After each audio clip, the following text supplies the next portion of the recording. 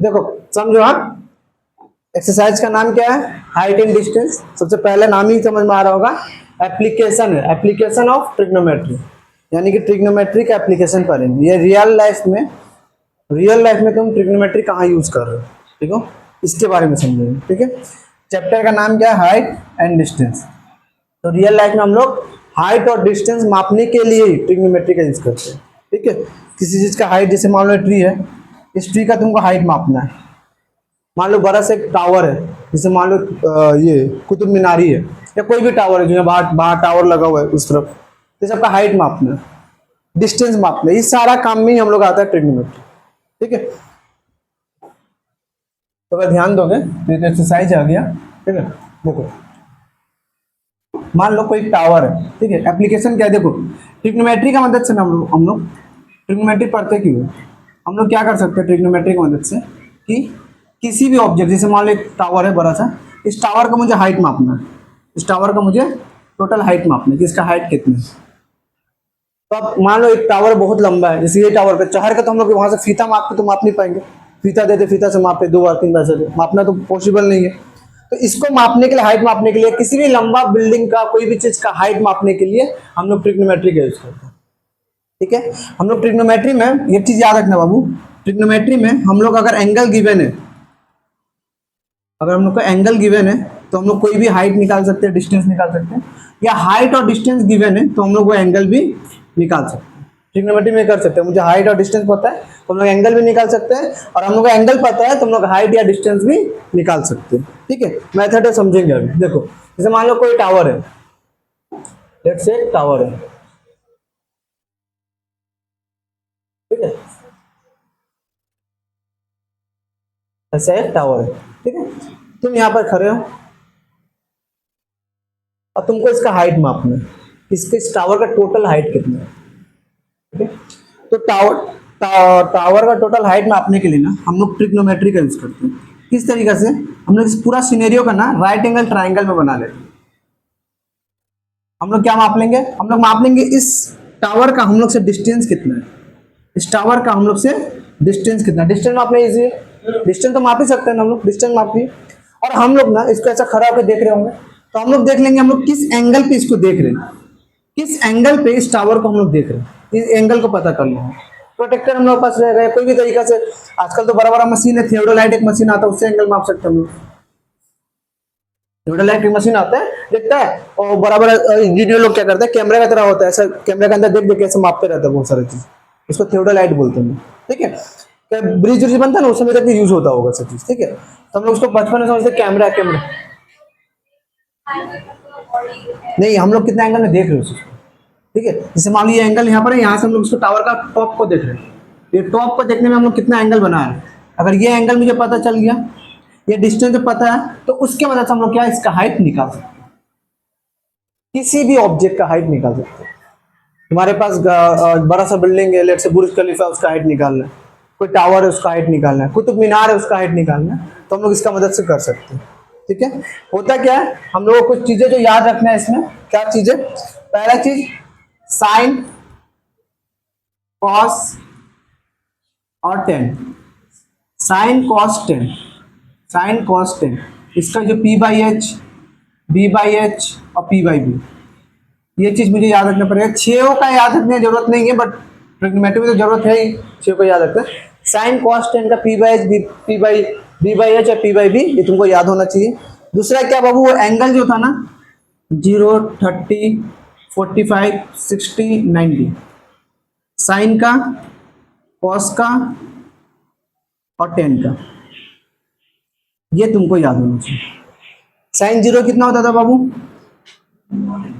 Sign 0, sign 0 0, sign 30,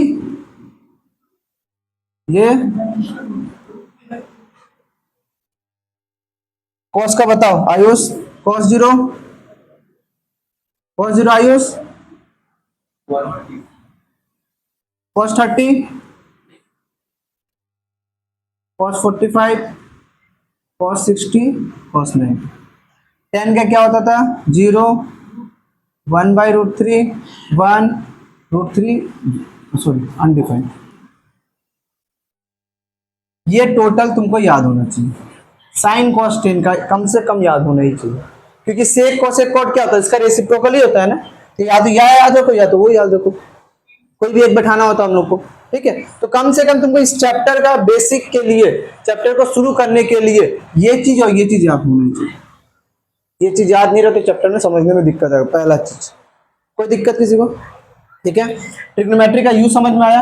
किसी भी object का बाबू तुमको हाइट मापना है, किसी भी चीज का तुमको डिस्टेंस मापना है, तुम इस ट्रिग्नोमेट्री की मदद से कर सकते हो। ठीक है। चैप्टर का नाम ही तुम्हारा देखो क्या है, हाइट एंड डिस्टेंस। चैप्टर का नाम ही क्या है, हाइट एंड डिस्टेंस। मतलब तुमको हाइट मापना हो, तुमको डिस्टेंस मापना हो, तुम ट्रिग्नोमेट्री का यूज कर सकते हो किसी को ऑब्जेक्ट का। ठीक है। इसके बाद क्या बाबू, इसके बाद कुछ टर्म तुमको भी समझना है। एक हॉरिजॉन्टल लाइन क्या होता है, लाइन ऑफ साइट क्या होता है, एलिवेशन क्या होता है, एंगल ऑफ एलिवेशन क्या होता है, डिप्रेशन क्या होता है, और एंगल ऑफ डिप्रेशन क्या होता है। ठीक है। चैप्टर को अच्छे से समझना, नहीं तो ये डिप्रेशन तो नहीं, दूसरा डिप्रेशन जरूर हो जाएगा। ठीक है। पहला चीज, हॉरिजॉन्टल लाइन क्या होता है। जैसे मान लो तुम यहाँ पर हो, तुम नहीं है, तुम्हारा पूरा चेहरा बनाते हैं।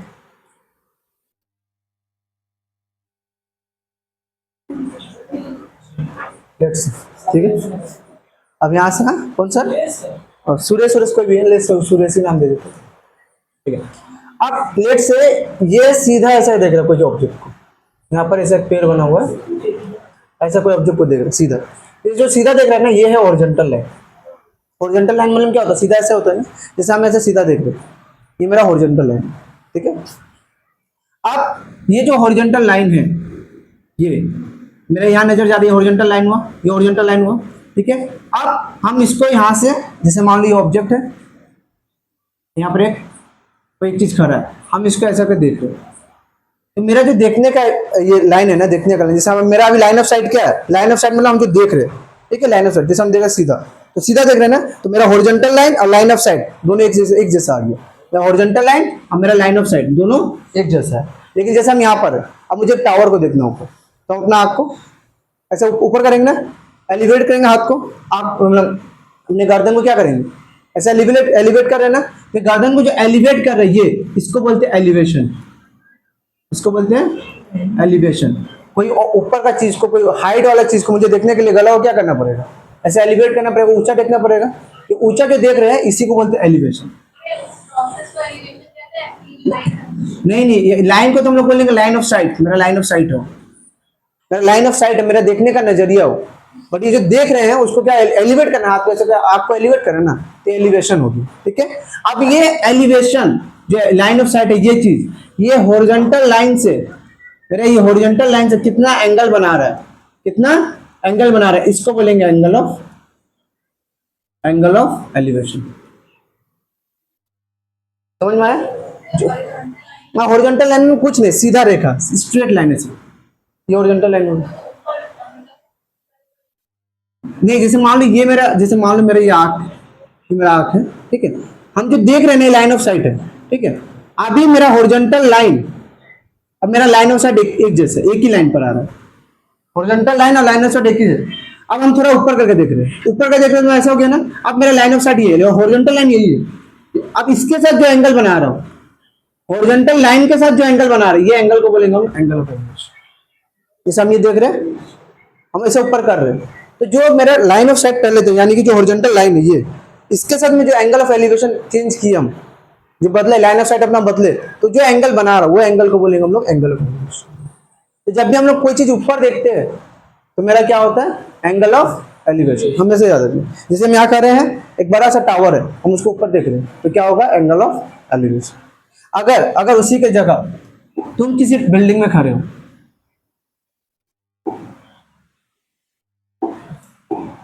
तुम किसी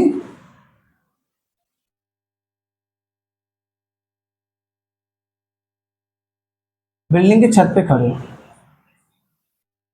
तुम किसी बिल्डिंग के छत पे खड़े हो, और यहाँ पर एक तुम्हारा दोस्त तुमको बुलाने आया, तो तुम बिल्डिंग का छत से इसको देखोगे तो क्या नीचे की तरफ देखो, तुम्हारा हॉरिजॉन्टल लाइन क्या होगा, ये वाला। और तुम देखते समय कहाँ देखोगे, नीचे की तरफ। मतलब तुम ऐसे आओ, तुम नीचे कोई चीज ऐसे देखो, जब नीचे देखो तो गला होगा डिप्रेस करो, यानी कि नीचे कर रहे हो ना, ऐसा डिप्रेस करो ना, नीचे कर रहे हो ना, इसको बोलते हैं डिप्रेस। और ये जो एंगल बना रहा है, ये जो एंगल बना रहा है इसको बोलते हैं एंगल ऑफ डिप्रेशन। ये जो एंगल बना रहा है इसको बोलेंगे एंगल ऑफ डिप्रेशन। ठीक है, इस एग्जांपल के तौर में जैसे मान लो इस एग्जांपल को तो हो क्या रहा है कि तुम्हारा घर है, ठीक है,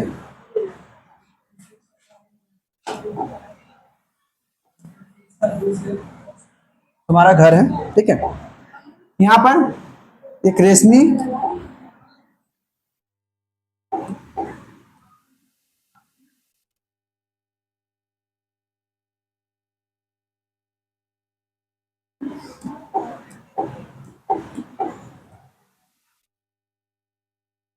एक रेशमी बाल वाला लड़की है, ठीक है, और इसका झगड़ा हो गया इसका बॉयफ्रेंड से, बॉयफ्रेंड भी छपरी। अब वो रात को ही आ गया है नीचे उसको मनाने के लिए, मनाना है क्या, कुछ नीड है उसको, इसलिए मनाने आ गया लाल वाला, ठीक है। अब क्या वो यहाँ से समझो, अब वो जब ऊपर से जाएगी छत पे, छत से इसको देख के मना करेगी, भाई जा भाई जाते क्या कर रही थी, जा जा, मैं घर में सबको जाए जग जाएगा। जब नीचे देखेगी तो क्या है, एंगल ऑफ डिप्रेशन। मना करने के लिए ऊपर छत से नीचे देखेगी, बोले तो जा, ये तो हम फंसेंगे, तो जो देख रही है नीचे वो क्या है, एंगल ऑफ डिप्रेशन। ठीक है, और ये जो देख रहा है अपना क्या बोलते हैं रेशमी बाल वाले को, ये जो देख रहा है उसको बोलेंगे एंगल ऑफ एलिवेशन। ये भी देखे है ना ऊपर करके, जब वो देखे तो उसको आया तो देखनी है उसको, जब ऊपर करके देखा तो क्या देखे, एंगल ऑफ एलिवेशन। समझ में आया मेरे को? हाँ रेशमी तो छपरी लोग इसलिए, ठीक है, तो जो भी हो, लेकिन यही चीज है कि ये है एंगल ऑफ डिप्रेशन जब तुम ऊपर से नीचे देख रहे हो, और जब नीचे से ऊपर देख रहे हो तो क्या, एंगल ऑफ एलिवेशन। कोई डाउट? एंगल ऑफ एलिवेशन समझ में आया, एंगल ऑफ डिप्रेशन समझ में, इसमें काम आएगा नहीं?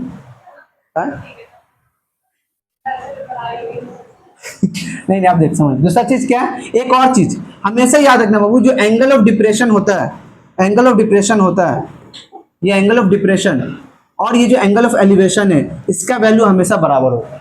क्यों बता, तो देखो ये भी सीधा है वो भी सीधा कर रहा है, दोनों का लाइन ऑफ साइड पैरेलल एक दूसरे को होगा, दोनों लाइन हॉरिजॉन्टल लाइन तो हमेशा पैरेलल ही होता है। अब इसको ये काट रहा है, ये लाइन काट रहा है, देखा लाइन क्या है, ट्रांसवर्सल लाइन है ना, तो यानी कि ये और ये एंगल क्या बन गया, ये और ये एंगल क्या बन गया, अल्टरनेट एंगल। अल्टरनेट एंगल हमेशा क्या होता है, पैरेलल लाइन का इक्वल होता है। हम लोग बोले ना, दो पैरेलल लाइन को अगर कोई काटता है लाइन, ये एंगल और ये एंगल क्या होता है, अल्टरनेट होता है। अल्टरनेट एंगल क्या होता है, अल्टरनेट एंगल इक्वल होता है। देखो ये भी दो पैरेलल लाइन ये काट रहा है, तो ये एंगल और ये एंगल क्या होगा, अल्टरनेट एंगल। मतलब हमेशा याद रखना, angle of elevation, angle of elevation बराबर होगा एंगल ऑफ डिप्रेशन।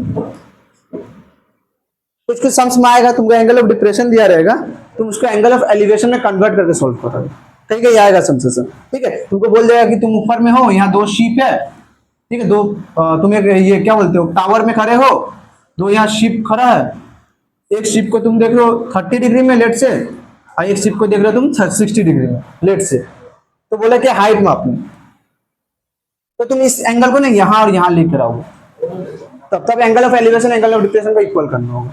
समझ में आया यहाँ तक क्या क्या होता है? ठीक है, अब लोग सम्स में चलेंगे, क्या क्या चीज याद रखना है, एक्चुअली हमेशा याद रखना, ये और ये, ये दोनों का कहानी, ठीक है, ये और ये दोनों का कहानी, angle of elevation angle of depression, ठीक है, बस पूरा सम्स बन जाएगा। पहला सम्स है, 2 मिनट रुको।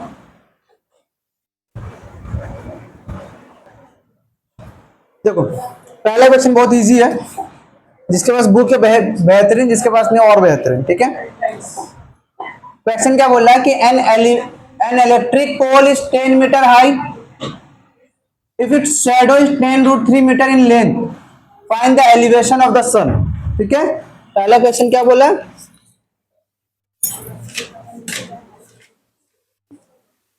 थोड़ा समझो।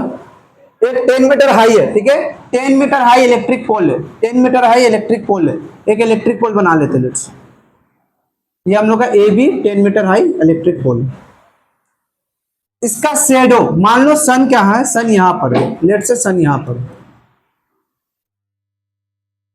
अगर सन यहां पर है तो इसका शेडो कहां बनेगा, इस तरफ, सिंपल बात है। अगर सन यहां पर है तो इसका शेडो इस तरफ ही बनेगा। तो बोले इसका जो हाइट है 10 मीटर है और इसका जो शेडो बन रहा है, लेट से ये शेडो है इसका, इस शेडो का लेंथ कितना है 10√3 मीटर। क्या बोला 10√3 मीटर।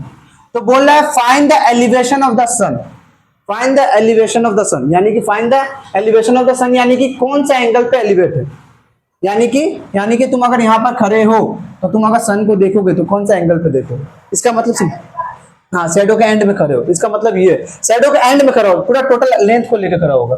यानी कि जब भी एलिवेशन ऑफ द सन बोले यानी कि एंगल, इसको मिला देना। अब तुमसे क्या बोले, ये एंगल पूछ रहे हैं, दिस एंगल थीटा, ये पूछ रहे। एलिवेशन ऑफ द सन बोला ना, एलिवेशन ऑफ द सन यानी कि सन का एलिवेशन यहाँ से कितना, मतलब यहाँ से अगर तुम सन को देखोगे तो कैसे दिखेगा, कितना एंगल पे दिखेगा, तो ये यानी कि यहाँ पर क्या एंगल बनेगा, थीटा एंगल बनेगा। तो यही थीटा तुमको निकालना, समझ में आया मेरा बात। क्या बोले क्वेश्चन में, समझ में आया क्या बोले, तुमको 10 मीटर हाइट पोल दे दिया, ये पोल है 10 मीटर हाइट है, यहाँ सन है, अब सन है तो इसका शैडो बन रहा है, शैडो यहाँ बन रहा है, कितना मीटर लेंथ का 10√3 मीटर का। तो उस समय जब 10√3 मीटर का हाइट बन रहा होगा तब सन का एलिवेशन कितना होगा, एलिवेशन कितना बने, ये एंगल कितना होगा।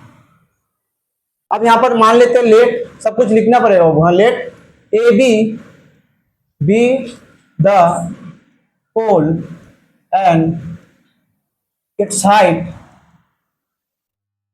Is 10 metre, that is A B is equal to क्या दे दिया है 10 metre.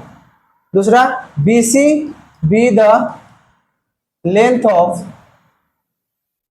Shadow and B C is equal to 10√3 metre. कोई दिक्कत जो दिया था लिख दिया हम लोग, ए बी सी नाम दे देते इसका। ए बी क्या माने थे हम लोग, पोल को, बी सी क्या माने थे हम लोग, शैडो को। तो ए बी क्या है, length of the pole, A B be the length of पोल,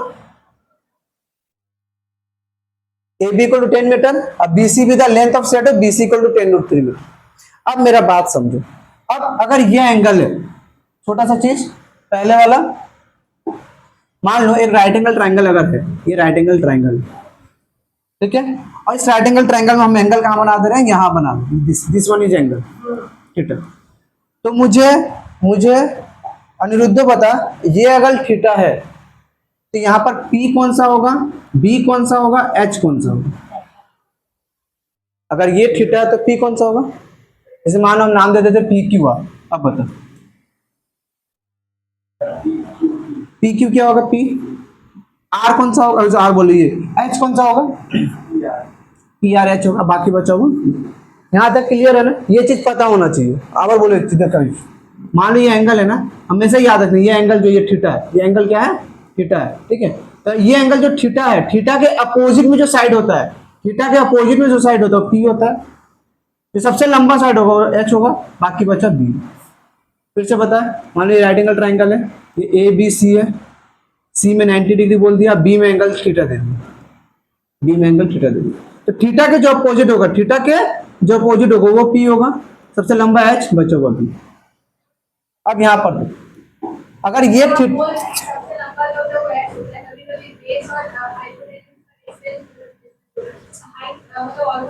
कभी ऑलमोस्ट सेम होगा, कभी सेम नहीं होगा, नेवर पॉसिबल कि सेम हो जाएगा। हाइट हमेशा, ये हाइपोटेन्यूज सबसे बड़ा होगा, हमेशा सबसे बड़ा होगा, ये ख्याल रखना। क्यों बताओ तो क्यों बोल रहे, हमने राइट एंगल ट्राइंगल में एक थ्योरम पढ़े थे क्लास 9 में, जो एंगल होता है, जितना बड़ा एंगल होता है उसका अपोजिट से उतना बड़ा साइड होता है। ये एंगल जितना बड़ा उसका अपोजिट का साइड उतना ही बड़ा होगा। तो इन तीनों एंगल में सबसे बड़ा एंगल कौन हो सकता है, 90 से बड़ा दिन हो सकता है कभी, तो 90 का अपोजिट साइड हमेशा बड़ा होगा। ये थ्योरम ही था, अब तुम रियल लाइफ में भी कभी एप्लीकेट करो, कभी बड़ा नहीं। अब मेरा बात देख, मेरा बात क्या है कि इस ट्राइंगल में मुझे ये थीटा है, तो अकॉर्डिंग ये क्या है, ये क्या है, ये क्या है h। तो मुझे एंगल निकालना है, तो मुझे जो जो गिवन है उसी को लेकर चलना है, ठीक है। तो मुझे क्या क्या गिवन है, मुझे p पता है और मुझे b पता, मुझे p का वैल्यू पता, मुझे b का वैल्यू पता है। तो इस तीनों में जैसे साइन पंडित बद्री प्रसाद हरे हरे बोल या पाकिस्तान भूखा प्यासा ऐसे जो था, हरा भरा हिंदुस्तान जो भी था वो वाला, cos theta equal to b by H और tan theta equal to p by B. इसमें तुमको कहाँ दिख रहा p और b है, साइन cos tan में कहाँ दिख रहा p और b है, tan में है ना, तो हम लोग tan ही लेंगे, लिखेंगे in triangle A B C angle b is equal to 90 degree, angle c is theta, therefore tan theta equal to p क्या है ए बी, b क्या है बी सी। ये समझ में, tan थीटा क्या है, tan theta p by B होता है, तो p क्या है ए बी, b क्या होता है b क्या है बी सी, ये बोलो। अब देख tan थीटा इक्वल टू, ये tan है, ये tan रूट 3, tan से tan काट दिया, tan थीटा कितना आ गया 1 बाई रूट 3। 1 बाई रूट 3 कितना होता है बाबू, tan थीटा का 1 बाई रूट 3 कितना में होता है 30 डिग्री में होता है, तो tan 30 डिग्री, यहां से थीटा कितना निकला, देयरफॉर आंसर में लिखेंगे elevation of sun is 30 degree. समझ में आया, तुमको दोनों साइड दिया हुआ था एक एंगल। ये भी हो सकता है बाबू समझ में, जैसे ये सम तो बहुत इजी था, क्या क्या टाइप का सम्स आ सकता है, हो सकता है कि तुमको दोनों साइड गिवन हो, अगर दो साइड अगर गिवन दे दिया होगा ना तो पक्का तुमसे एंगल पूछ रहा हूं, दो साइड अगर गिवन दे दिया होगा ना पक्का तुमसे एंगल पूछ रहा हूं। नहीं तो ऐसा हो सकता है कि तुमको एंगल एक दे देगा और कोई एक साइड दे देगा, तुमको कोई भी दूसरा साइड निकालने बोल रहा है। जैसे मान लो तुमको ये साइड दे दिया, तुमको ये साइड निकालने बोल दी या ये साइड निकालने बोल दी, मैं बात समझ में क्या बोलूं कि तुमको दो कंडीशन से, या तो दो साइड दे देगा एंगल निकालने बोल देगा, या तो एक एंगल देगा और एक साइड देगा, मतलब 90 डिग्री देगा, या 90 डिग्री उसमें मतलब ना 90 डिग्री हमेशा देगा, वो तो राइट एंगल ट्रायंगल पे बात ही हो रहा है, तो 90 डिग्री तो है ना ही, उसके अलावा कोई एंगल देगा 30 45 हमेशा एंगल यही देता है। लेकिन तुम लोग का आईसीएसई बोर्ड है तो थोड़ा ऐसे भी एंगल देगा, इसका एंगल निकालना हम सिखाएंगे, ट्रिग्नोमेट्रिक टेबल से निकलता है, ठीक है, निकालने सिखाएंगे अभी, ठीक है। तो ये जो है ना ये इस टाइप का देगा, तो ये एंगल दे देगा एगो और कोई भी एक साइड दे देगा, तुमको कोई दूसरा साइड निकालना हो, या दो साइड दे देगा कोई एक एंगल निकालना हो। समझ में मेरा बात, अब दूसरा समझो, चलो समझ में आएगा। देखो दूसरा क्वेश्चन क्या बोल रहे थे,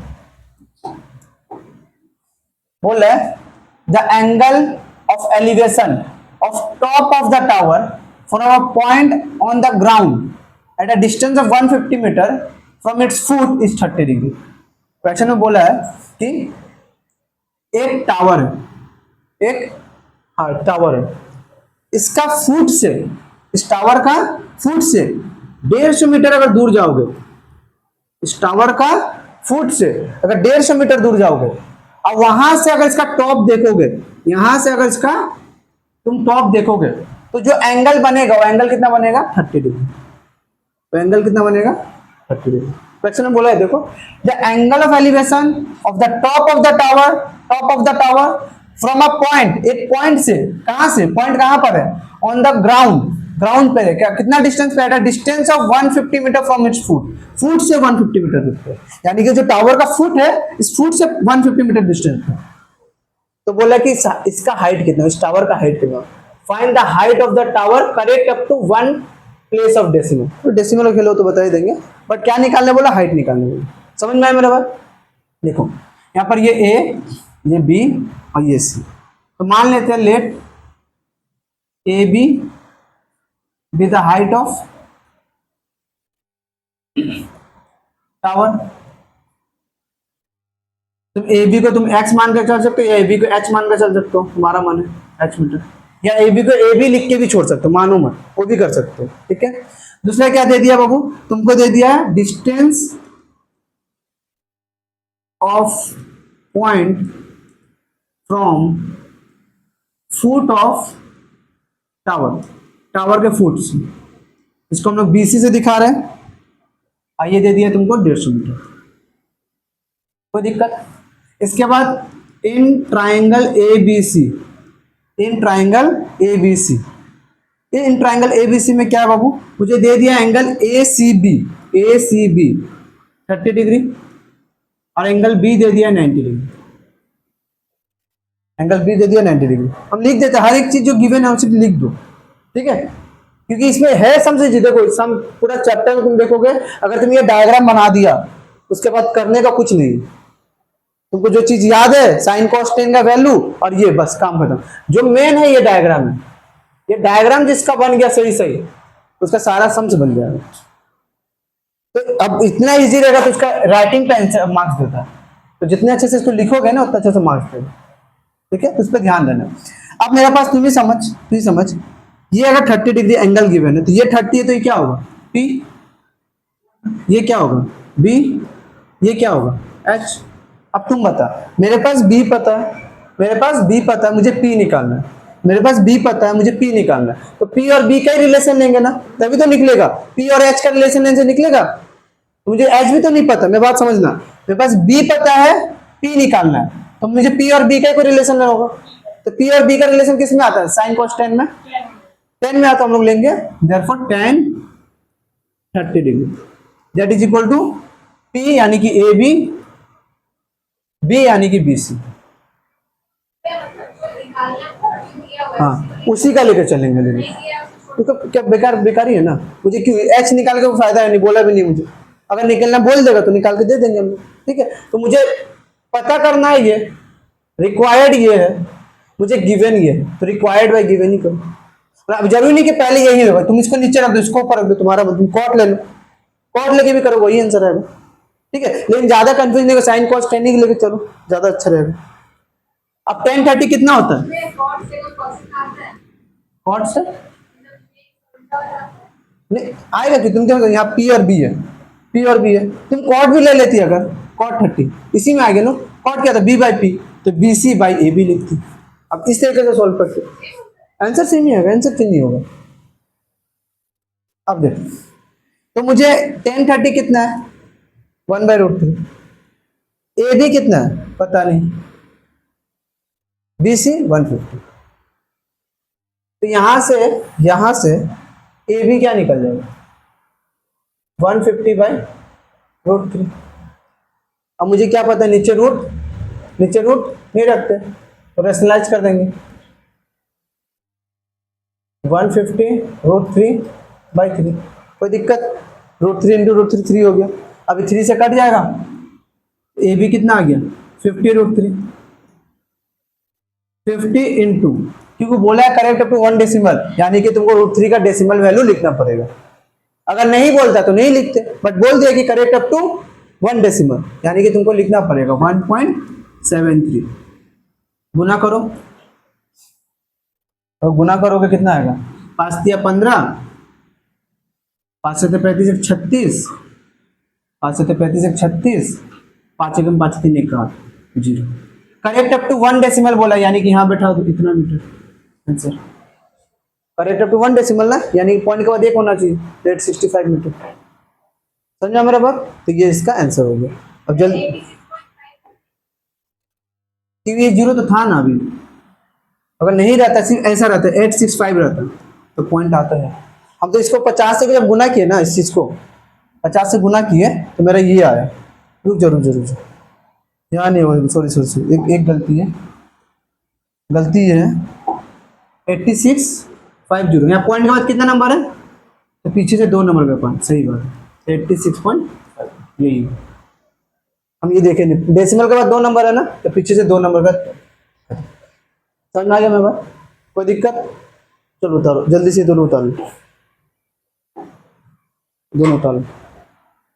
आगे करो।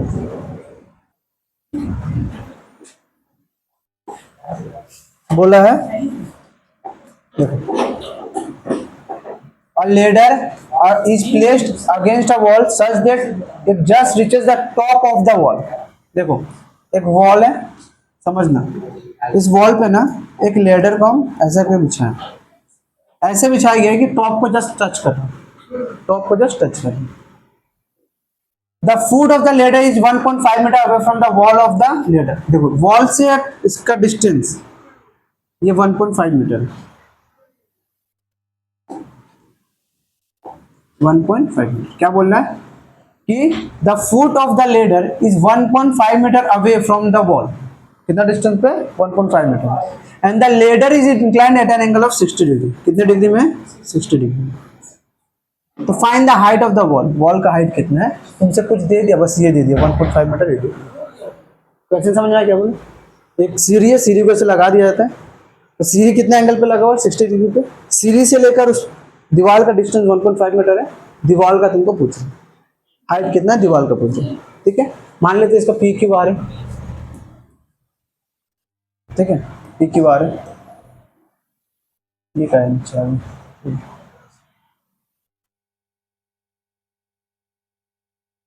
ठीक है, छोड़। तो हम लोग मान लेते हैं let height of the wall, height of the wall that is PR is equal to, मान लेते h metre. Distance of foot of ladder. बाबू सिर्फ ध्यान देना, सिर्फ लेडर मत लिखो, क्योंकि लेडर से डिस्टेंस तो ये भी है ना वॉल का। फुट ऑफ द लेडर से डिस्टेंस 1.5, तो लिखते समय थोड़ा ध्यान देना। Foot of ladder and wall, of course कटेगा ना प्लीज, तो सही इंफॉर्मेशन दोगे। BC है ना, P Q R is equal to 1.5 metre. In triangle P Q R, angle P Q R is equal to 60 degree, angle Q is 90 degree and Q R is equal to 1.5 metre. तो तुम ये बताओ बाबू, मुझे ये 60 है तो ये क्या होगा? ये क्या होगा? ये होगा। अच्छा, तो मुझे P निकालना है, B चाहिए, P निकालना है, B चाहिए। क्या लेंगे? 10 60। ये है A P Q, तो P Q नहीं P R है, सॉरी यहाँ पर हम गलती लिख दिए, R है, ये R 90 डिग्री, तो यहाँ पर होगा ये R है, ये R है, P R by Q R. ये 60 डिग्री √3। पी आर हम लोग को पता है नहीं, निकालना है। और क्यू आर कितना है? 1.5। यहाँ से क्या निकलेगा? P R is equal to 1.5 into √3। अब तुम √3 को क्या कर दोगे? 1.73, और इसको मल्टीप्लाई करके जो आएगा वो आंसर। टू भी लिख दो, कोई दिक्कत नहीं, इतना बड़ा 1.73 से मल्टीप्लाई करने से कोई दिक्कत नहीं। ठीक है, डेसिमल में एक नंबर बचा रहेगा बस। ठीक है, 1 अगर पॉइंट में दे दिया है √3 में तो 1.732 मानना, तो ये मान के चलना पड़ेगा, नहीं तो 1.73 से भी कर सकते हैं। इसको मल्टीप्लाई करोगे जो आएगा वो आंसर। बोलो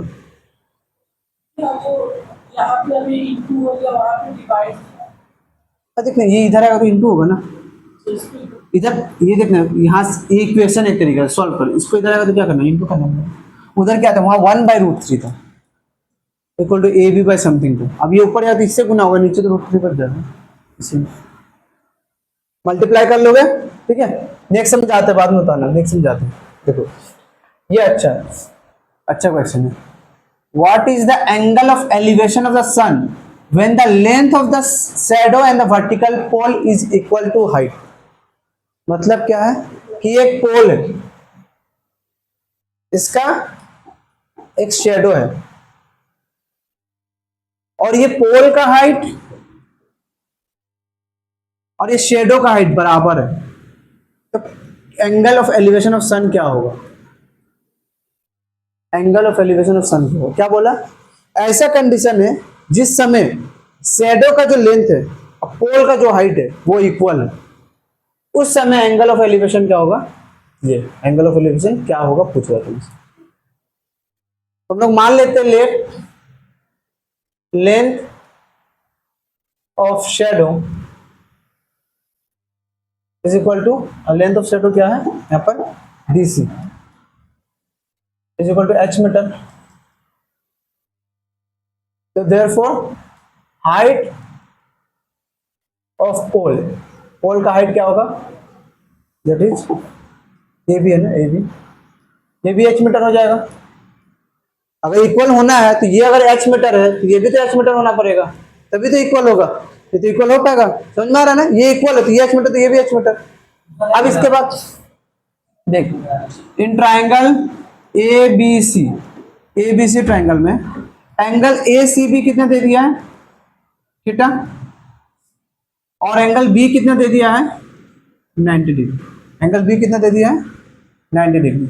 तो मुझे देखो ये पता है, ये है तो ये P और ये P और B, किसका रिलेशन, tan का। tan of theta equal to AB by BC, AB by BC। tan theta is equal to AB h metre, ये भी h मीटर, h से h कट गया, tan थीटा इक्वल टू कितना आ गया 1, that is equal to tan 45। Theta कितना होगा, answer में लिख देंगे एंगल ऑफ एलिवेशन। मान लेते हैं let angle of elevation be theta, angle of elevation क्या होगा 45। अब एक चीज ध्यान रखो, कभी भी कोई भी कंडीशन तुमको दे, अगर ये परपेंडिकुलर और बेस इक्वल दिया हुआ, कोई भी कंडीशन तुमको दे, कोई भी सम्स रहे, परपेंडिकुलर और बेस इक्वल दिया हुआ है, परपेंडिकुलर और बेस इक्वल दिया होता है, एंगल हमेशा 45 डिग्री, एंगल ऑफ एलिवेशन हमेशा 45 डिग्री। क्यों बताओ तुमको, देख ये 90 डिग्री है, अगर ट्राइंगल का दो साइड इक्वल है, इसका अपोजिट एंगल भी क्या होगा, इक्वल होगा, यानी कि ये x डिग्री तो ये भी x डिग्री होता। अब ट्राइंगल का नियम लगा तो x plus 90 is equal to 180, यहाँ से 2x इक्वल टू 90 और काट के x का वैल्यू क्या आता है 40। यानी कि तुमको अगर MCQ में सम्स दे दिया, अब क्वेश्चन में बोल दिया कि बाबू कोई दो कंडीशन दे दिया है, वहां पर ये और ये इक्वल है, तुमको क्वेश्चन में समझ में आ रहा है कि ये और ये इक्वल है, तो सॉल्व करने दरकार है, एंगल ऑफ एलिवेशन आराम से बैठा दोगे क्या 45 डिग्री। जब ये दोनों इक्वल होगा तभी कर दे, परपेंडिकुलर और बेस इक्वल होगा तभी, नहीं तो नहीं। ठीक है, चलो अब उतार लो जल्दी से।